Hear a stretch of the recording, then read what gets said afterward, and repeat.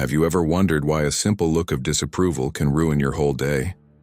Or why a casual comment from a stranger has the power to make you question all your decisions? The truth is that we live as slaves to the opinions of others, and we don't even realize it. But here's the interesting part. The Stoic philosophers of ancient Rome had already cracked this code more than 2,000 years ago. They knew something that we have forgotten, something that could free you forever from that invisible prison you've built for yourself. In today's episode, I'm going to teach you 3 Stoic lessons that will completely change your relationship with other people's opinions. This isn't about becoming insensitive or pretending you don't care about anything.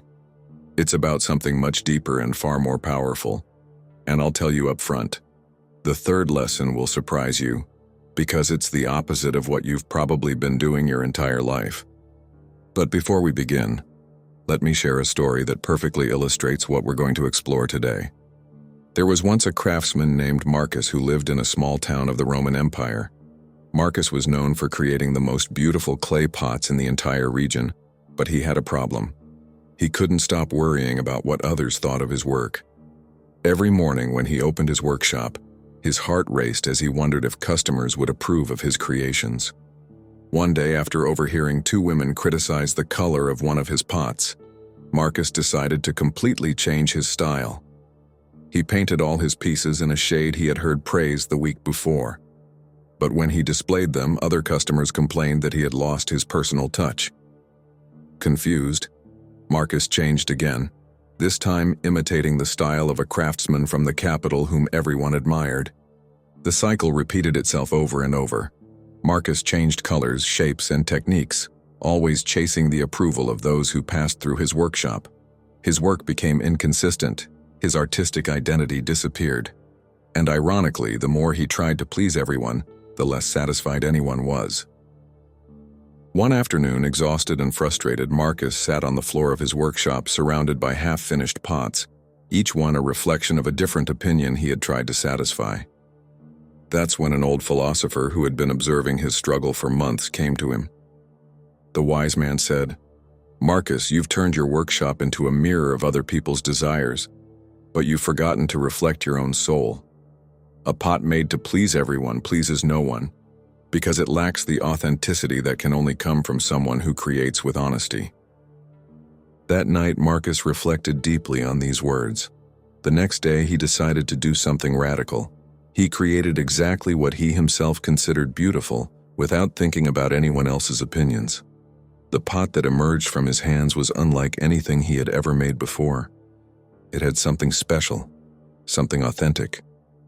Curiously, that piece became the most valued of his entire career, not because it pleased everyone, but because it finally expressed the true essence of its creator.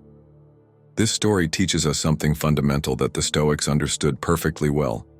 The desperate search for other people's approval takes us away from our true nature, and paradoxically, makes us less worthy of respect. If you find value in this content, I invite you to subscribe and turn on notifications so you don't miss any lesson that could transform the way you see life. Now then, let's begin with the first Stoic lesson. Lesson 1: The illusion of control over other people's opinions. The Stoics had a fundamental maxim that changed the lives of millions of people throughout history. There are things that depend on us and things that do not depend on us. Sounds simple, right? But this seemingly simple distinction is the key to freeing yourself from the suffering caused by other people's opinions. Epictetus, one of the great Stoic masters, explained it brilliantly. It is not the things themselves that disturb men, but their judgments about those things. And here's the interesting part. If other people's opinions about you do not depend on you, why do you waste so much energy trying to control them? Think about it for a moment. How many times have you changed your behavior, your way of dressing, or even your opinions, just to gain someone else's approval? It's like trying to control the weather with your thoughts. You can wish for it, worry about it, even perform rituals hoping to influence it, but the reality is that the weather will do what it will do, regardless of your efforts. The same thing happens with other people's opinions. Every person who meets you filters you through their own mental lens. built from their experiences, fears, insecurities, values, and countless other factors that have absolutely nothing to do with you. When someone gives an opinion about you, they are speaking more about themselves than about you. The Stoics understood that trying to control what others think is a lost battle from the very start. It's like trying to stop the wind with your bare hands. Not only is it impossible, but the effort drains and frustrates you unnecessarily. But here's the liberating part. Once you accept that other people's opinions are completely outside your control, you can redirect all that wasted energy toward what you can control. And that, my friend, is where your true power lies. Lesson 2. The inner court versus the outer court. Marcus Aurelius, the philosopher-emperor, wrote in his Meditations something that should be engraved in the mind of every person. How much time he gains who does not look to see what his neighbor says or does, but only at what he does himself. The Stoics spoke of two courts, the inner court and the outer court. The outer court is made up of all the people around you, each with their own criteria, prejudices, and limitations. It is a chaotic, inconsistent court where the rules are constantly changing and where you can never be sure what the verdict will be. The inner court, on the other hand, is you. It is your own conscience, your own values, your own sense of what is right and what is wrong. It is the only court whose verdict truly matters, because it is the only one before which you must give an account every night when you lay your head on the pillow. But here's the problem.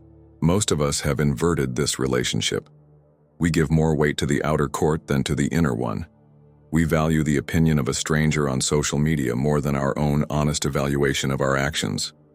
The Stoics knew this inversion is the root of much of human suffering. When your self-worth depends on external factors, you become a leaf in the wind, moving according to the currents of opinion around you. One day you're up because someone praised you, the next you're down because someone criticized you. Seneca expressed it masterfully. Every new beginning comes from the end of some other beginning. When you stop seeking external validation, you begin to build an inner fortress that no one can tear down. Imagine for a moment what your life would be like if you truly didn't care what others think.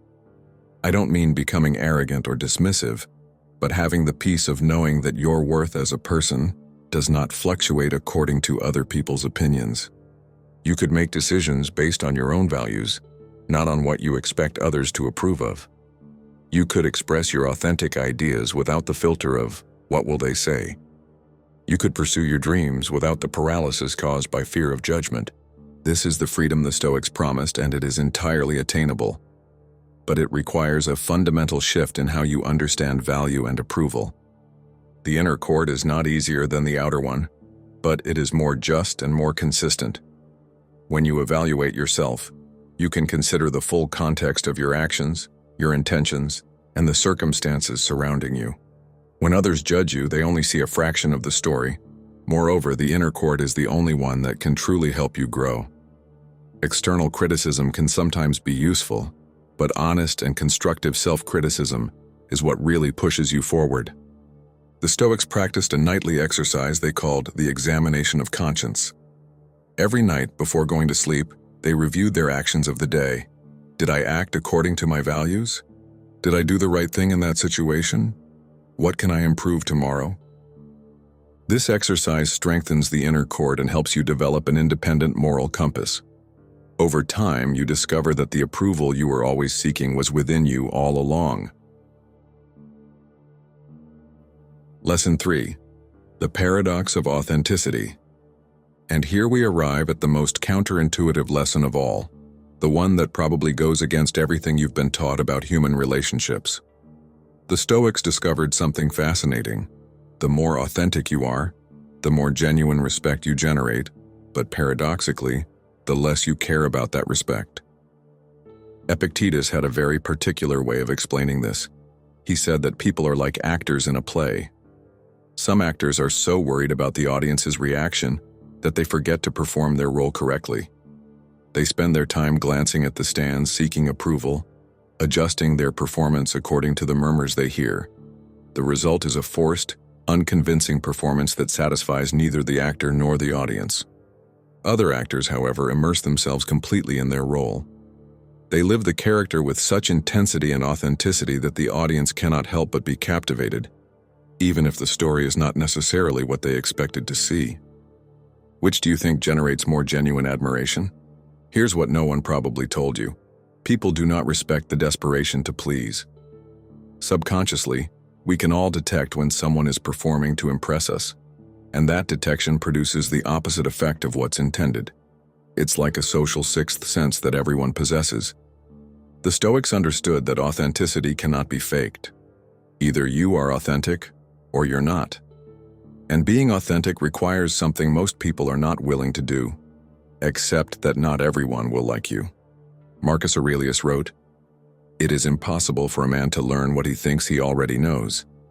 This phrase applies perfectly to our relationship with the opinions of others. If you believe you need everyone's approval to be valuable, you will never learn the true worth of authenticity.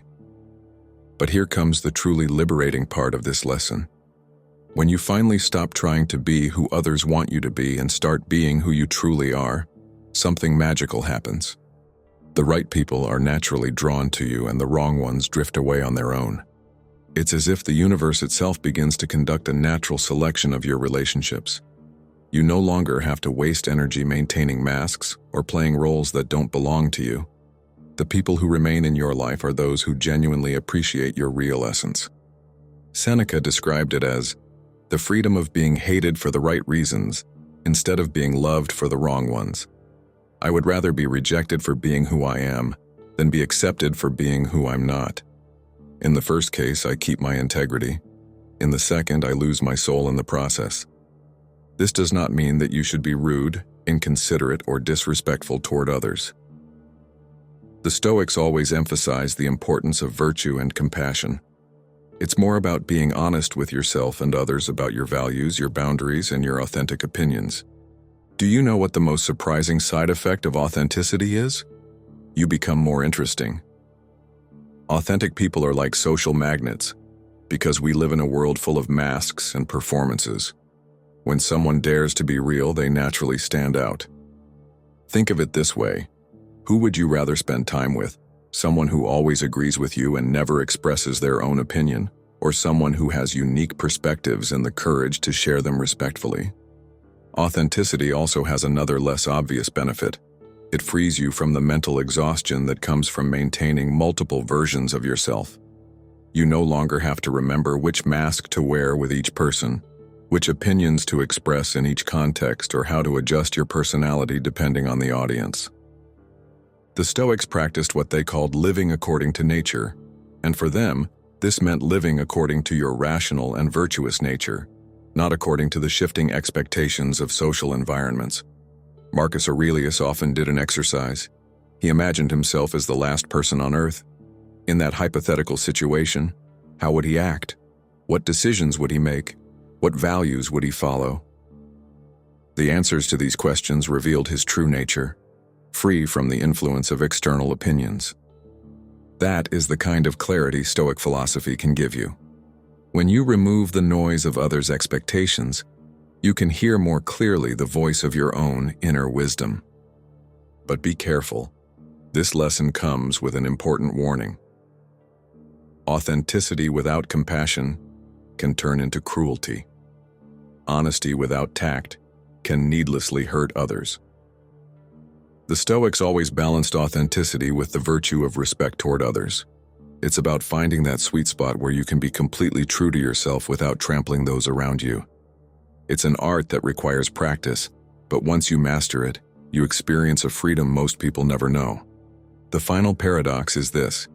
When you stop desperately needing the approval of others, paradoxically, you begin to receive the very respect and admiration you always sought. But by then, you no longer need it to feel complete. And here we come to the end of this journey, but in truth it is only the beginning of yours. Marcus, our Roman craftsman, taught us that true mastery is not in pleasing everyone, but in creating from authenticity. The 3 lessons we have explored today are not just abstract philosophical concepts. They are practical tools you can begin applying right now. Remember, you cannot control what others think of you, but you can choose how much importance you give to those opinions. Your inner court is the only one that truly counts, and authenticity, though it may seem risky at first, is what will free you from the invisible prison you have built for yourself. The Stoics left us with an invaluable gift, the understanding that true freedom is not found in the external world, but in how we choose to respond to it. When you incorporate these lessons into your daily life, you will not only stop suffering from other people's opinions, but you will also discover something far more valuable: the unshakable peace that comes from living in harmony with yourself. If this content has resonated with you, share it with someone who also needs to hear this message.